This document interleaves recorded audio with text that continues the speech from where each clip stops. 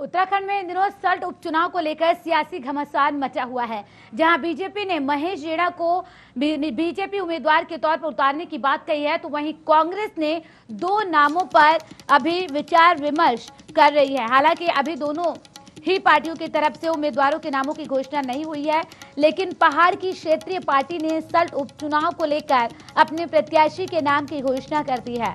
जहां बीजेपी कांग्रेस अपनी जीत का दावा कर रही है, तो वहीं यूकेडी भी इस चुनाव को लेकर पूरे जोश के साथ दिखाई दे रही है। गौरतलब है कि उत्तराखंड क्रांति दल ने सल्ट विधानसभा के लिए अपने प्रत्याशी मोहन उपाध्याय को उतारा है, जो कि सल्ट की मिट्टी से जुड़े हुए हैं और पहले भी विकास के कई काम किए हैं। चुनाव के लिए नामांकन भरने की प्रक्रिया शुरू हो गई है, जो कि 30 मार्च तक चलेगी। 31 मार्च को नामांकन पत्रों की जांच होगी और 3 अप्रैल तक नाम वापस लिए जाने की तिथि है। 2017 के विधानसभा चुनाव में बूथों की संख्या 136 थी, जिसे बढ़ाकर अब 151 कर दिया गया है। यूकेडी ने मोहन उपाध्याय को अपना उम्मीदवार बनाया है। करता हूँ भारत ये अपना कांग्रेस और बीजेपी नहीं, बिल्कुल भी नहीं आएगी। ब्यूरो चीफ शाहीन चौधरी जी जुड़ गए हैं। शाहीन लहराएंगे वो उत्तराखंड क्रांति दल का लहराएंगे। मैं सम्मानित सभी सदस्यों का आदर करता हूँ, उन्होंने मुझे इस लायक समझा। ज्यादा न कहते हुए आप लोगों को एश्योर करता हूँ कि इस बार उत्तरांचल में उत्तराखंड क्रांति दल ही आएगा। आज की पत्रकार वार्ता में आप सभी का स्वागत करता हूँ।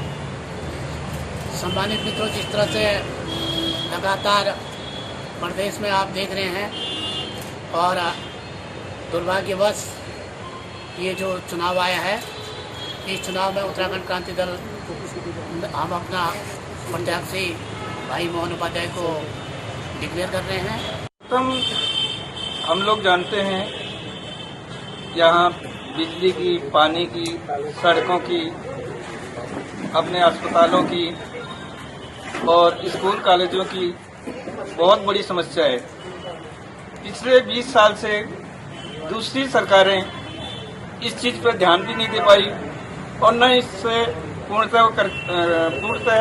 हमको सेटिस्फाई करा पाई कि ये उत्तराखंड की जनता जो है को कुछ नहीं दे पाई।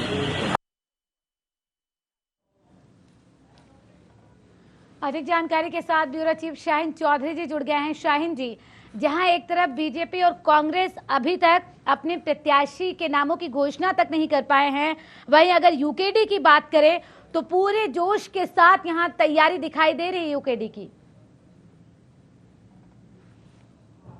चुनाव जो है कार्यक्रम घोषित हो गया है और उसके चलते हुए 30 अप्रैल नामांकन की अंतिम तिथि है। यूकेडी की यदि हम बात करें तो यूकेडी ने अपने प्रत्याशी के नाम का ऐलान कर दिया और मोहन उपाध्याय को अपना प्रत्याशी बनाया है। दोनों राष्ट्रीय दल चाहे बीजेपी हो चाहे कांग्रेस हो, अभी चिंतन मंथन में लगे हुए हैं और अभी तक अपने नाम प्रत्याशी के नाम का ऐलान नहीं कर पाए हैं। हालांकि उनसे लगातार बातचीत की जा रही है, बहुत जल्द अपने प्रत्याशी के नाम का ऐलान करने की बात कही जा रही है। खास बात यह भी है कि भारतीय जनता पार्टी की उत्तराखंड में सरकार है और सरकार का उपचुनाव माना जाता है, मगर कांग्रेस की यहाँ पर किसी तरह से कम दिखाई नहीं दे रही है। मुख्य मुकाबला बीजेपी कांग्रेस में होता नजर आ रहा है, मगर अभी तक प्रत्याशी के नाम का ऐलान नहीं हुआ है। असल तस्वीर जब ही साफ होगी जब प्रत्याशी के नाम का ऐलान होगा। और हालांकि दावेदारों की लिस्ट जो है लंबी है और पार्टी आला कमान को भेजी गई है। उम्मीद ये जताई जा रही है कि आने वाले 1-2 दिन में प्रत्याशी के नाम का ऐलान हो सकता है। जी बिल्कुल, लेकिन बीजेपी अपने प्रत्याशी के तौर पर महेश जेड़ा को उतारने की बात कह रही है। अगर महेश जेड़ा को प्रत्याशी बनाया जाता है तो क्या लग रहा है कि सुरेंद्र जीना ने जिस तरीके से काम किया था उस तरीके से महेश जेड़ा काम कर पाएंगे अगर वो जीतते हैं तो? देखिए, अभी तो प्रत्याशी के नाम का ऐलान नहीं हुआ है, मगर इस बात की प्रबल संभावना है कि शायद वो भाई हैं उनके नाम का ऐलान किया जा सकता है। और जैसा मैंने बताया कि कांग्रेस और बीजेपी का कौन प्रत्याशी होगा ये तस्वीर 1-2 दिन में साफ होगी।